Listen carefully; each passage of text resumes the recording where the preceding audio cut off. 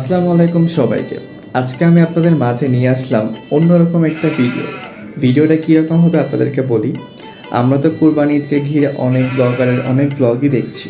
তো আমি আজকে সেই সব ব্লগারদের স্টার্টিং কিছু সেন্টেন্স আপনাদেরকে শোনাবো, তাও আবার কুরবানি ঈদ উপলক্ষে তারা যেভাবে সেন্টেন্সগুলোকে বলে।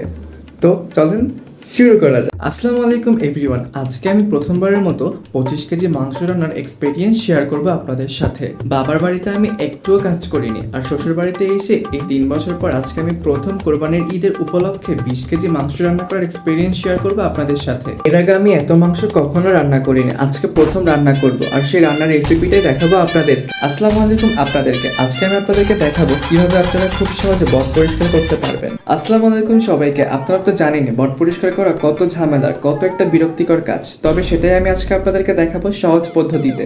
এর আগে আমি কোনোদিন গরুর মাংস ছুঁয়েও দেখিনি, কিন্তু শ্বশুরবাড়িতে এসে আজকে আমাকে গরুর মাংস ধুয়ে নিজের হাতে রান্না করতে হচ্ছে। আপনারা কখনো করেছেন? শত ব্যস্ততার মাঝেও আজকে আমি নিজের হাতে গরুর মাংস রান্না করে পরিবারের সবাইকে খাওয়ালাম। সবাই হাত চেটে পুটে খেয়ে বলেছে অনেক ভালো হয়েছে, মাশাআল্লাহ। হ্যালো এভরিওয়ান, আজকে আমি আপনাদেরকে দেখাবো কিভাবে খুব সহজে গরুর মাংস রান্না করলে অনেক মজাদার হয়। আজকে আমি আপনাদেরকে গরুর মাংস কালাভুনা করে দেখাবো গ্রাম্য স্টাইলে। আসসালামু আলাইকুম। আমি আজকে আপনাদেরকে দেখাবো কোরবানির ঈদে গরুর মাংস কিভাবে মেখে রান্না করলে গরুর মাংসের স্বাদটাই অন্যরকম হয়। এই প্রথম আমার হাজবেন্ড কোরবানি দিয়েছে নিজের টাকায়, আর আমি নিজের হাতে এত মাংস রান্না করছি, আর সেই রান্নার রেসিপি শেয়ার করবো আপনাদের সাথে।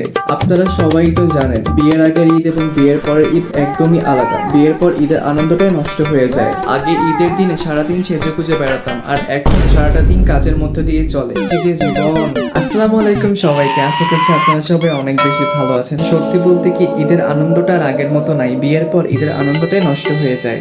বড় হয়ে যাওয়ার পর ঈদ বলতে আর আমাদের কাছে কিছুই থাকে না। বিয়ের পর মনে হয় কি এখন আর আমরা কি বা সাজবো ঈদের দিন, এখন তো আমরা শুধু সন্তানদের সাজাবো।